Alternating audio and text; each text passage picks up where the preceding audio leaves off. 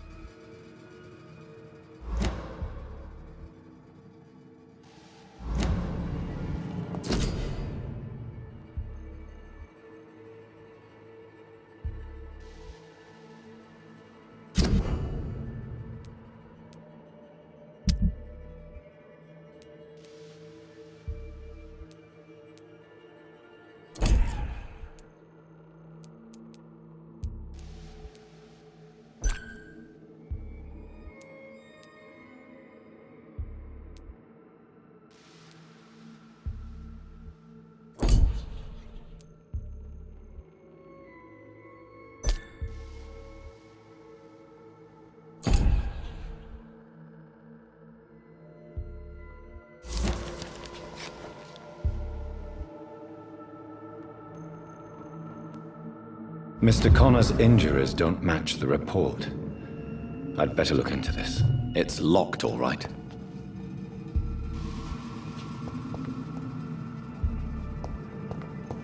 It's locked.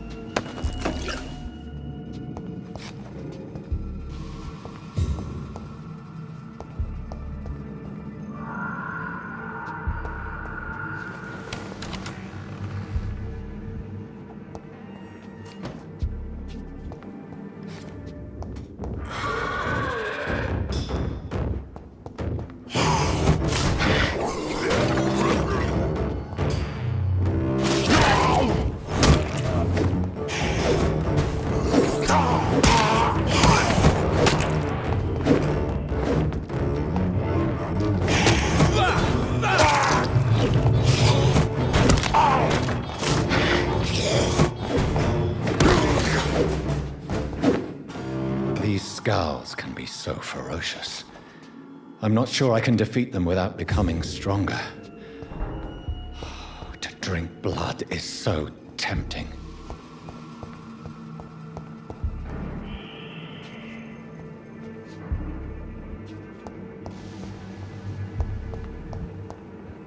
Sodium hypochlorite. Dangerous to administer, but efficient in the proper dosage.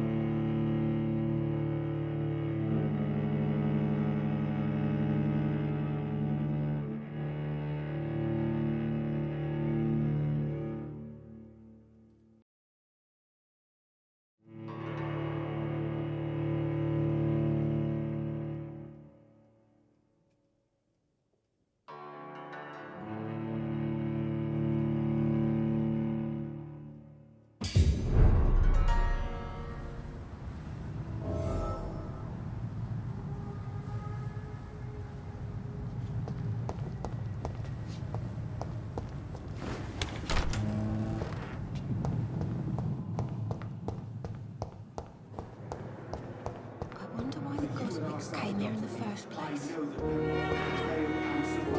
Good evening, miss. I'm Dr. Reed, the new surgeon at the Pembroke Hospital. And who are you? Your name has no meaning to me, mortal.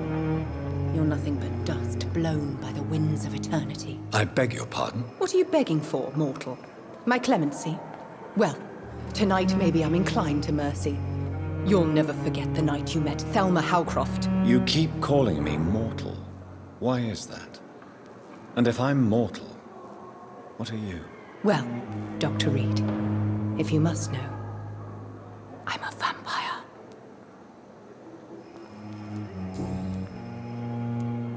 Who are you really, Miss Howcroft? I mean, apart from being a vampire. Is that not enough for you, puny mortal? What do you require? Proof of my powers? I'm curious to know who you were before becoming a vampire. No, it's such a long time ago, I don't remember. Centuries of unholy life can have strange effects on one's minds, you see?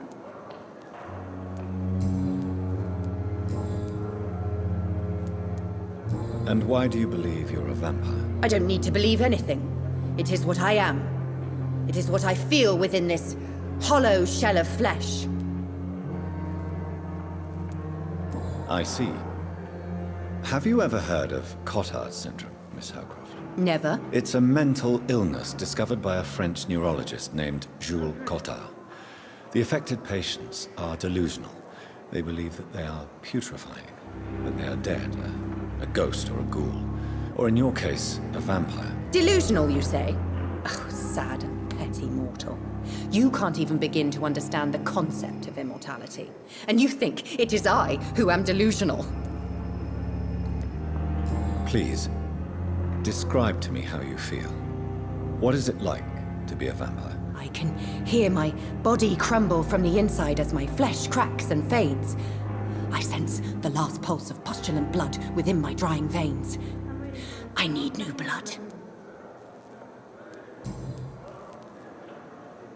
I'm assuming you must be a patient here. Am I right, Miss Howcroft? It's only a cover. To hide from my enemies. I can leave whenever I want. As a woman, a spirit, fog, or bat. Who are these enemies you mentioned? Can you describe them? I cannot say for sure. But I sense their eyes on me from nearby. I feel them watching me every time I visit the garden near the morgue.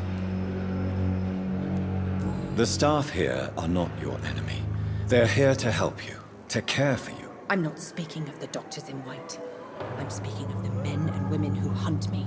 For I am a vampire. I see. Don't worry.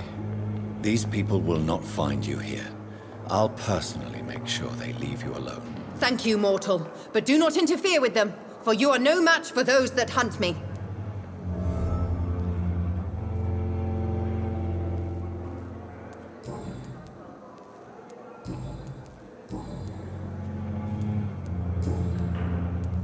I'll leave you, Mistress of the Dark, to your nocturnal activities.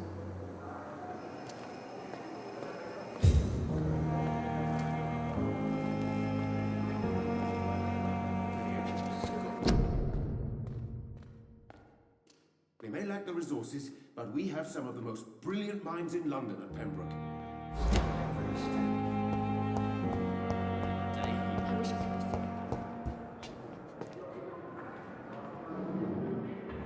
Good evening, Doctor. I believe we're going to be working together. Dr. Reed. Dr. Swansea informed us of your arrival, but I could not dare to believe we'd have such good fortune. Such an honor, sir. Thank you. And you are? I am Thoreau Strickland, Dr. Thoreau Strickland. I'm a great admirer of your work, Dr. Reed.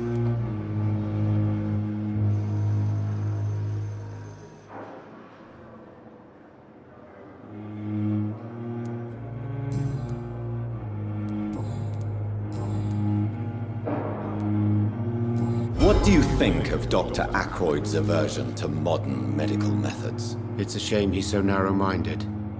Dr. Swansea taught me that science is about exploring uncharted territory. I'm convinced that's true. With the influenza and all that's going on, you should put your differences aside, don't you think? Why is it so difficult to work together? I believe that if Dr. Ackroyd had been the one to discover the transfusion process, he would be the first to recommend its use. So you believe it's just a question of jealousy and pride? Dr. Ackroyd is as proud as he is blinded by his obsolete concept of medical science. What can you tell me about the Pembroke? Well, it has always been an honor to work with Dr. Swansea. But with your arrival, I can't think of a better opportunity to learn about blood transfusion. Do you need help with anything in particular? Well, yes, maybe. I'm waiting for a batch of products I ordered for my personal research, yet my supplier seems to have vanished. Do you want me to play the errand boy for you? Oh no, Dr. Reed. But if you went personally to his shop, what with your reputation and all, he wouldn't dare to refuse the products I need. I see. Well, give me the address, for I may pass by if I have time. You seem quite optimistic.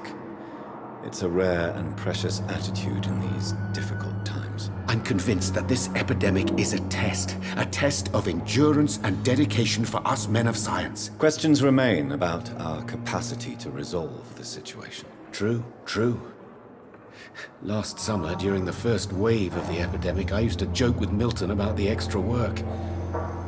We're not smiling now.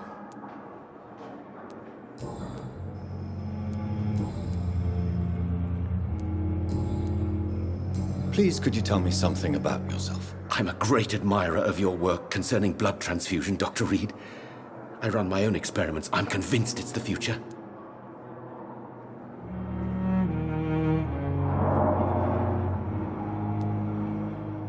What made you choose to be a doctor? I'm not ashamed to admit you and your work have inspired me. I am honored to have the opportunity to work by your side.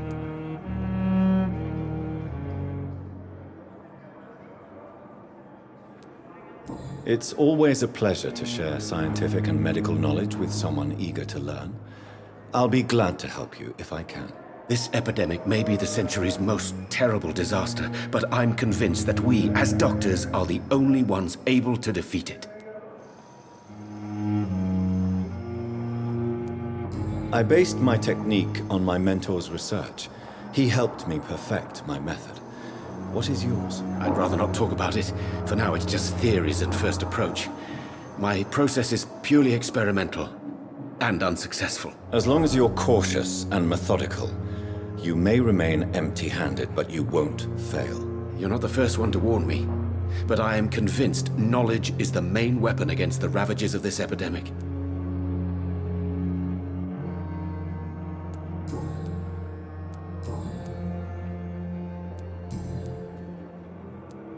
Tell me more about your willingness to experiment with new medical techniques. Harvey Fiddick is a patient suffering from a severe injury that could cripple him if not treated correctly. I'm convinced your blood transfusion technique could help him. What is it you really want? To save him, or to prove your point? Fair question. I want nothing but to save my patient, Dr. Reed. Especially since I know Mr. Fiddick's story.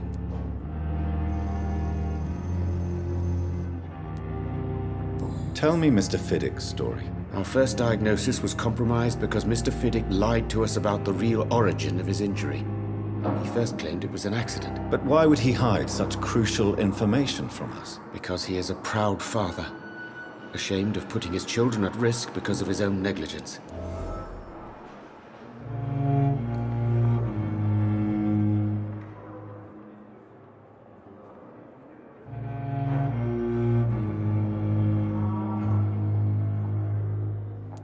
This personal involvement could also appear to be a lack of impartiality.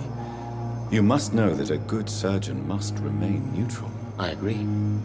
But that does not excuse Dr. Aykroyd's behavior, a man who did not even take time to converse with his patient. Do you think keeping his distance was a mistake? All I know is that I'm taking care of human beings with desires, hopes, and fears. Not some biological machine comprised of blood, bones, and flesh.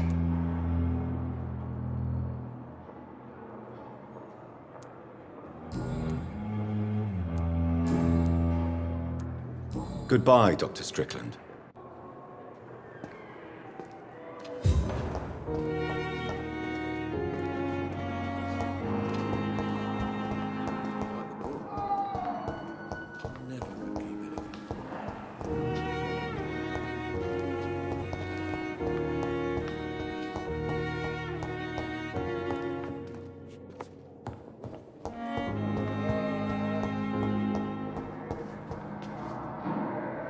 So many deaths. And still one company will always need a voice to call. Should be sure we're making a difference. As for me.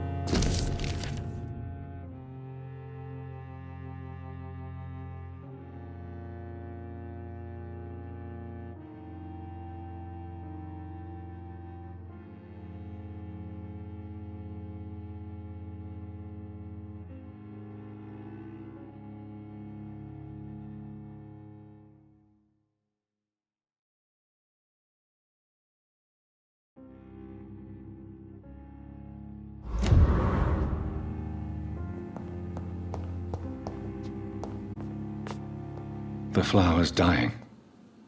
It needs water.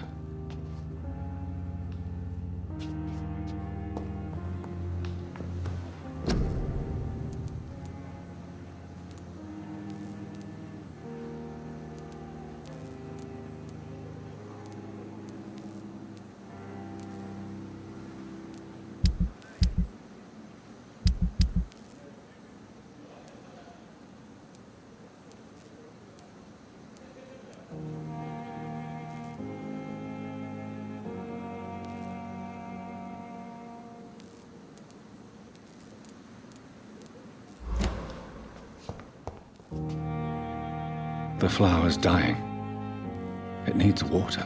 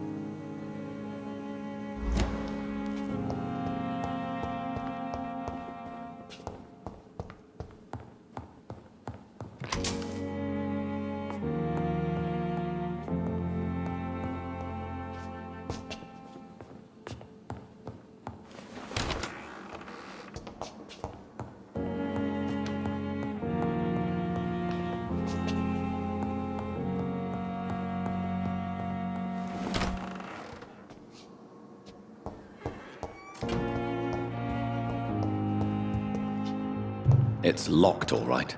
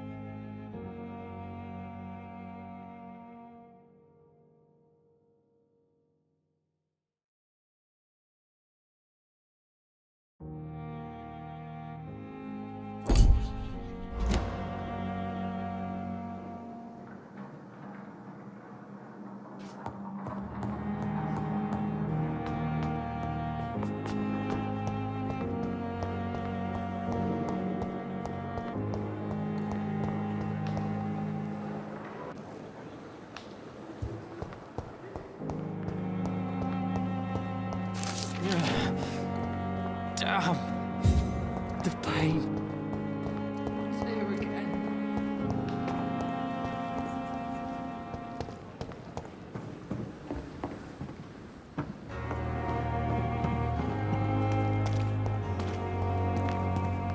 And I thought last summer's epidemic was difficult.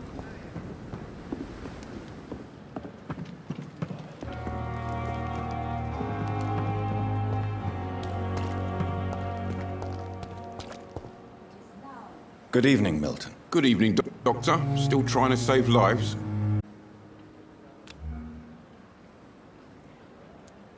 I'd like to see your goods. Wise choice, Dr. Reed.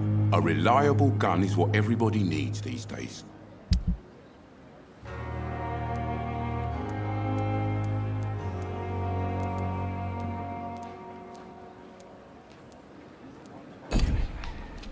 Perhaps I should have considered the offer from that Cadogan fellow.